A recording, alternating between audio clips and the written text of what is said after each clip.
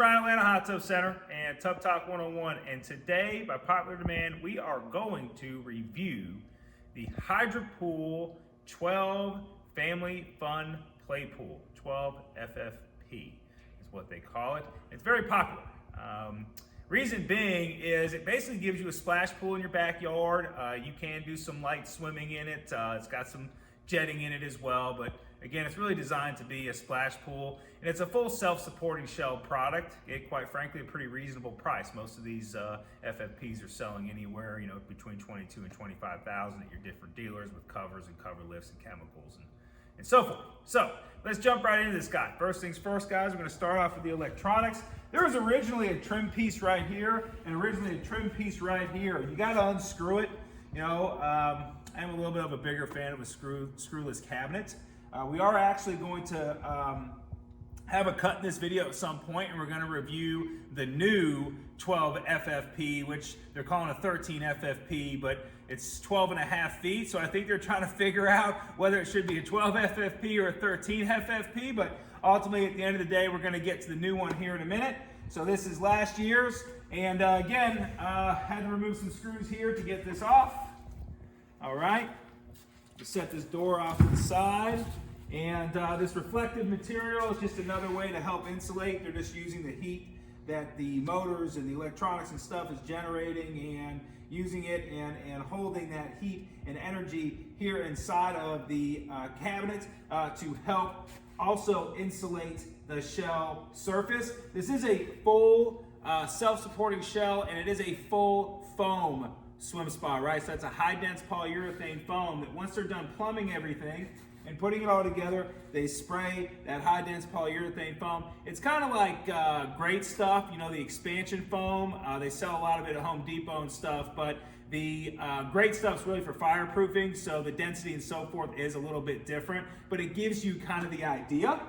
So if we remove and peel back some of this reflective material and stuff, you got your motors and such behind it. It's relatively pretty spaced out, right? So enough space in here to, do a motor replacement futuristically or something like that. So they did think about that. I also like here, guys, it's plumbed well, right? You can see that this isn't too long, this isn't too short. Someone spent the time to plumb it right. Same here with the motors, it's nice and clean, everything's tacked down. So they did spend the time to do this and do it right, and that's important to me. You guys know by my videos, I want to see that the manufacturer cares, right?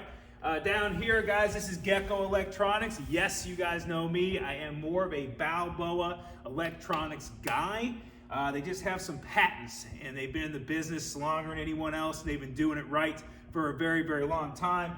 But Gecko isn't bad. This is a very reasonable board, a very reasonable setup. I do think Gecko is a little bit behind Balboa when it comes to making the electronics in our industry today.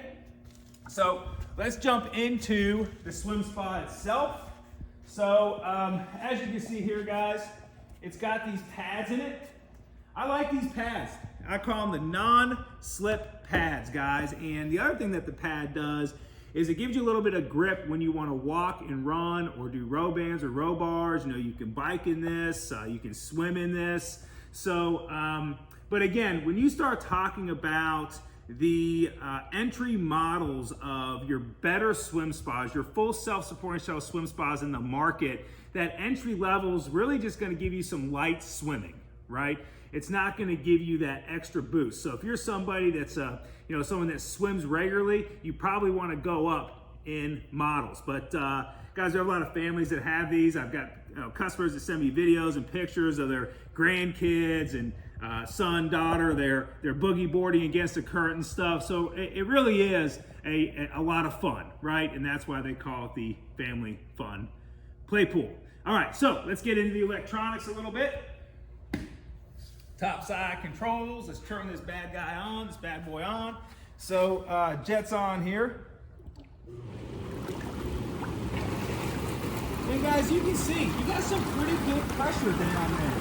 you know, for your swim jets and stuff. It's a reasonable pressure around the actual hot tub itself. You got 4 great corner seats, guys, for hydrotherapy. But again, the design of this guy isn't going to be a hot tub, guys. So you're not going to get the same type of hydrotherapy that you're going to get out of an actual hot tub. They're not really designing it for that. But you can get, you know, some nice, reasonable hydrotherapy with a reasonable swim out of it, right? So you got to kind of say, hey, am I willing to kind of find that middle ground there where I'm kind of getting in the middle of both, all right, on this guy.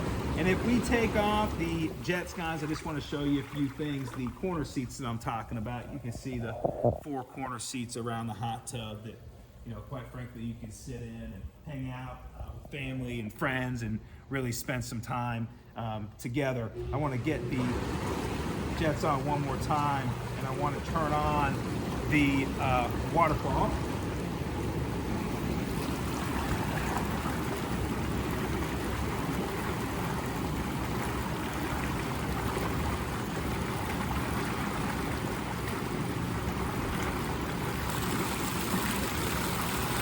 Kind of cool, you know, kind of just goes to the overall effect of the hot tub. It also has some lighting, has some lights here, and a few lights around the hot tub as well, so you can see your way around the swim spa at night, which is always a nice touch. The swim spa does have a full steel frame and base. And guys, I think this is very, very important, and most of your better swim spas are going to have this.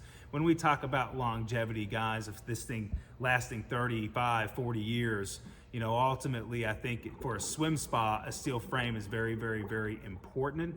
On a hot tub, not so much. It's just overkill. You don't need a steel frame on a hot tub, but it comes to something like this. This is more of a pool. I think a steel frame is very, very important. This does not have the famous Hydropool pressurized filtration. So that's one thing when you get into these 12, 13 FFPs that you will not have is you will have standard top load filtration, okay? Pressurized filtration is going to filter a lot more water, a lot faster, and filter better, okay? However, the smaller the swim spa, the smaller the hot tub, shall we say, okay? That ultimately you may not need pressurized filtration, right?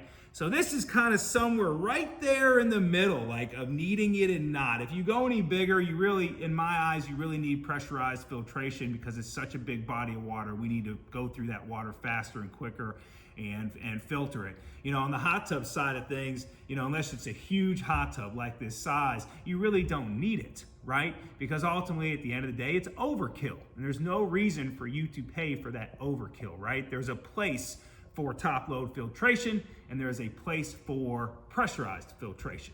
All right, so we're gonna have a cut here in the video, guys, and we're gonna jump into the brand new FFP. Guys, so just a quick recap, guys. We were looking at last year's, the 2021 12 FFP. They have now changed it to a 13 FFP, but quite frankly, they're the same length. They're both about 12 and a half feet, 12 foot 5 inches. I think they're trying to figure out whether they call it a 12 or 13, but just so you know, as far as length goes, they're the same. The depth is different. So the depth on the old FFP, shall we say, I wouldn't say it's old, but the 2021 model before the 13, shall we say, came out here. That is 48, and this is 53. So you do get 5 inches more in depth, okay? Some other things to notice is they've changed the cabinet a little bit. The gray is a different color gray, and it has kind of this stainless steel trim, so they've updated the cabinetry. I do like the cabinetry a little bit better, but that's each person to their own. Some people may like the older cabinetry better, so you've got to make that decision for yourself. The controls and the electronics, they're basically the same, so there's not a big difference there. But you can see when you look in the interior that it is quite a bit different. With that being said, you still have the famous 4 corner seats, and Dusty, you can step up here, but you've got the same 4 corner seats, right? They move the jets around a little bit, so they're not, the jets are a little bit different, and you have a few more jets at that. They did move your waterfalls, guys. You got your waterfalls here on the side instead of over there on the front, guys, because remember, your waterfalls were over here when we turned them on. Now they've moved it to 2 on each side, okay? Doesn't really matter to me, but might matter to somebody watching this particular video. It has a few less slip pads on it, right? The other one had a few more slip pads on it. Again, the main reason for the slip pad is the exercise value that you get out of it, right? So that non-slip pad. The top load filtration is the same. So there's not a big difference there, all right? Swim jets and strength and things like that, again, all the same. All right, I do kind of like that they've gone to a more bench setup in here. Okay, now this is up for debate. I like this because you can get more people in the pool, right? At the end of the day, now you can have 4 or 5 people lined up on this side, 4 or 5 people lined up on that side, where the other one kind of used some of this shell molding as a way of getting in and out. Now they're focusing on the way of getting in and out on this end solely and only, right? So this is how you would really enter the swim spa. I mean, this isn't bad. I mean, obviously, getting in on this bench isn't terrible if you have some steps that are kind of going up to it. But if you didn't, this would be how you would get into the swim spa. This is Brian, Atlanta Hot Tub Center, and the FFP by Hydropool. Thank you.